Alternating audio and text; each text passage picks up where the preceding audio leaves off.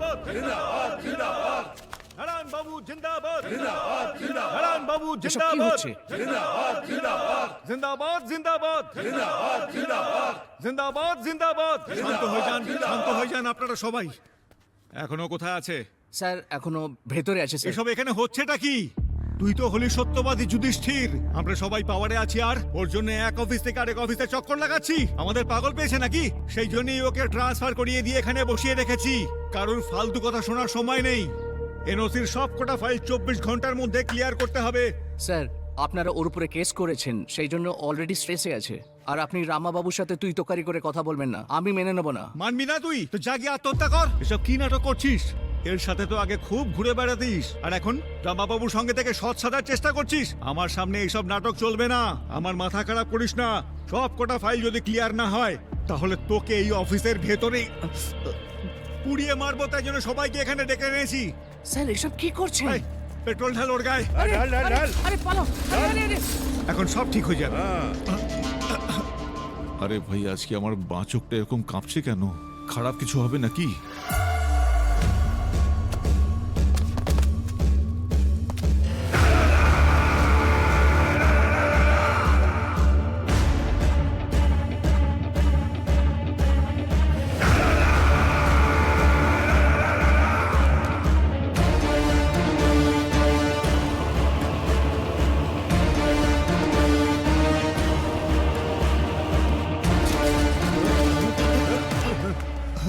আবার কি হলো?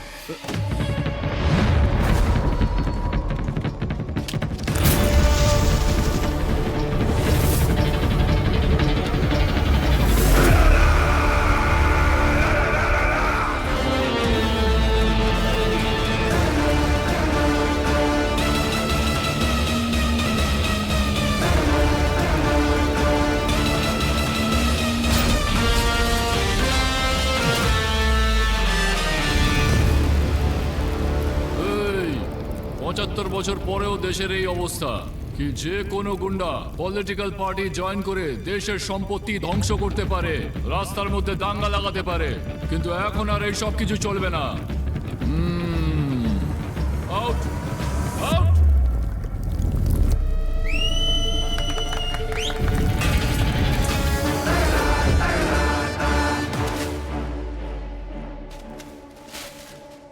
রামাবাবুর কেসের সমস্ত রিপোর্ট আমি ভালো করে পড়ে নিয়েছি, কিন্তু সামারি তোমার মুখে শুনতে চাই।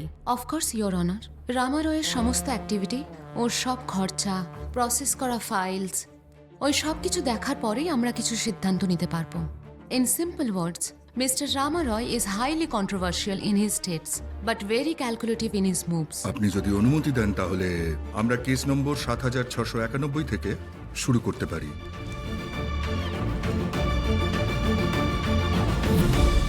আমি যখন কালেক্টরের পদে আছি তখন আমাদের ভারত সরকার একটা আয়ুর্বেদিক কেন্দ্রের শুভ উদ্বোধন আমার হাত দিয়ে করার কথা ভেবেছে। এটা আমার কাছে খুবই আনন্দের আর গর্বের বিষয়।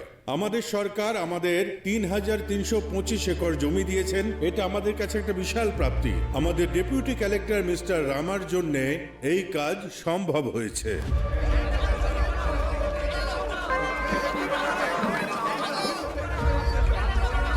Mr. Harke Haito, sir, as a token of appreciation to Mr. Rama, please felicitate him.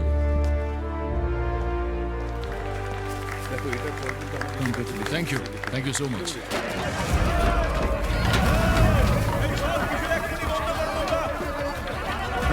কি হয়েছে? পেছনের দরজা দিয়ে কোম্পানির লোকেরা এসছে, এই কথাটা চাষিরা জানতে পেরে গেছে। সবাই ব্যারিকেড ভেঙে ভেতরে আসছে। এই শোনো, এই কোম্পানির লোকেদের সিকিউরিটির খেয়াল রেখো আর রুল অনুসারে এসপিকে ইনফর্ম করো। যাও চলুন স্যার। চল।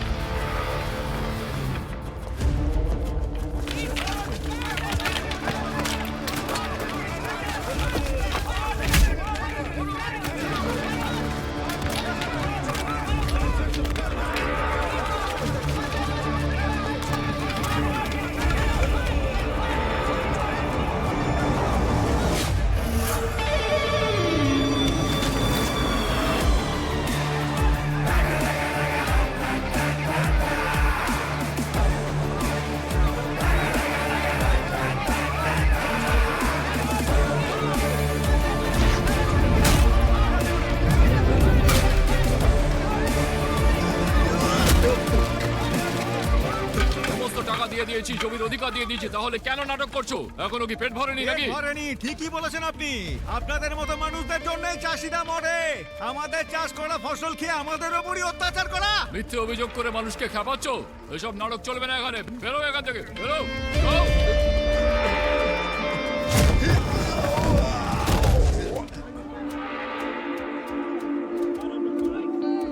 আরে বাপরে, এতগুলো লোক!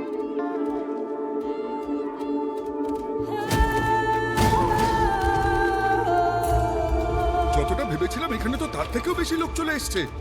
আমাদের লোকেরা ওদেরকে সামলাতে পারছে না। এমএলএ সাহেবকে বলতে হবে, চলো চলো তাড়াতাড়ি।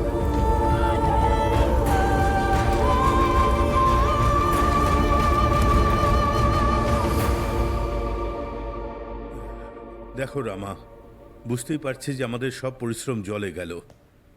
ওপর থেকে অর্ডার এসেছে পরিস্থিতি হাতের বাইরে যাওয়ার আগে সমস্যাটা মেটানোর জন্য। যদি এরকম গুন্ডাদের গভর্নমেন্টও ভয় পায়, তাহলে সাধারণ মানুষ কি করবে? ভেতরে ঢুকে 3rd ডিগ্রি দিন, সব ঠিক হয়ে যাবে। এদেরকে দেখে কৃষক মনে হচ্ছে সব কটা গুন্ডা। তুই আমাকে আরে চোখ রামা, দেখাচ্ছিস, হ্যাঁ? মারপিট করে সমস্যা বাড়িও না, ছাড়ো ওকে।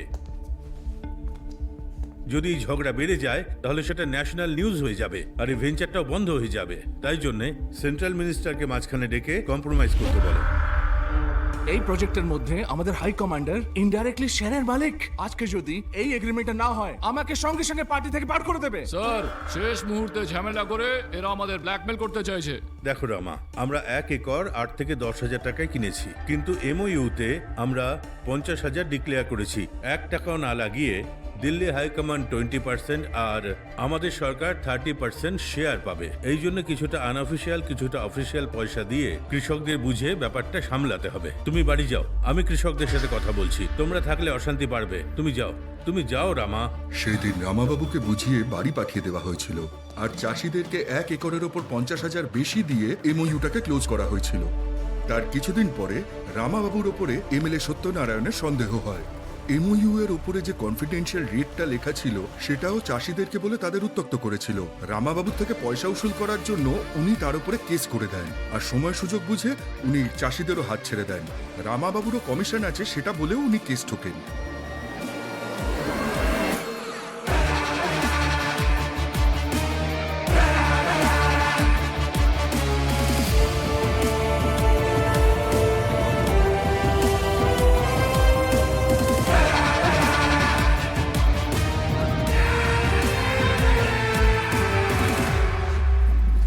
রামাবাবু, এবার বলুন, আমি জাজমেন্ট শোনানোর আগে শেষবারের মতন কোর্টকে কিছু বলতে চান? Thank you for asking your honour. যদি আমি কিছু অন্যায় করে থাকতাম তাহলে এতক্ষণে কাগজে আমার নাম ছাপা হয়ে যেত। আমি নিশ্চয়ই কিছু ভালো কাজ করেছি, তাই হয়তো এনারা এখানে আমার মনোবল বাড়াতে এসেছেন। আমার এর থেকে আর বেশি কিছু বলার নেই ইওর অনার।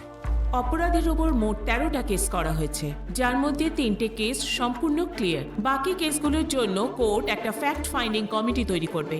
সমস্ত কেসের তদন্ত করার পর কোর্ট এই সিদ্ধান্তে পৌঁছেছে যে একটা কমন অর্ডার পেশ করা হবে। সমস্ত কেসের তদন্ত করার পর আর কমিটির দ্বারা পেশ করা সমস্ত রিপোর্ট পড়ার পর রামাবাবুর বিরুদ্ধে আনা সমস্ত অভিযোগ মিথ্যে এবং ভিত্তিহীন প্রমাণিত হয়েছে। এটাই কোর্টের সিদ্ধান্ত।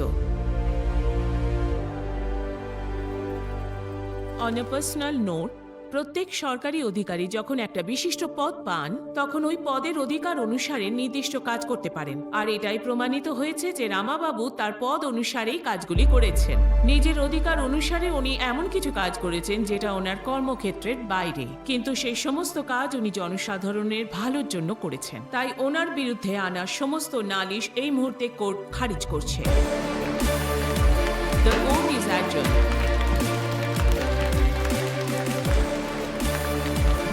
রামাবাবু দাঁড়ান। এই কোর্ট থেকে তো আপনি বেঁচে গেলেন, কিন্তু আমার থেকে আপনি বাঁচবেন না। দেখে নেবো আপনাকে আমি। আরে, ও এভাবে স্মাইল দিল কেন? আরে আপনার সাথে এত কিছু হলো তাও আপনি ভুলে গেলেন? ওর হাসির 4 রকমের কারণ থাকে আর যা করে তার 10 রকমের কারণ। একটা চাণক্য আর একটা ক্ষত্রিয়কে মেশালে হয় রামাবাবু।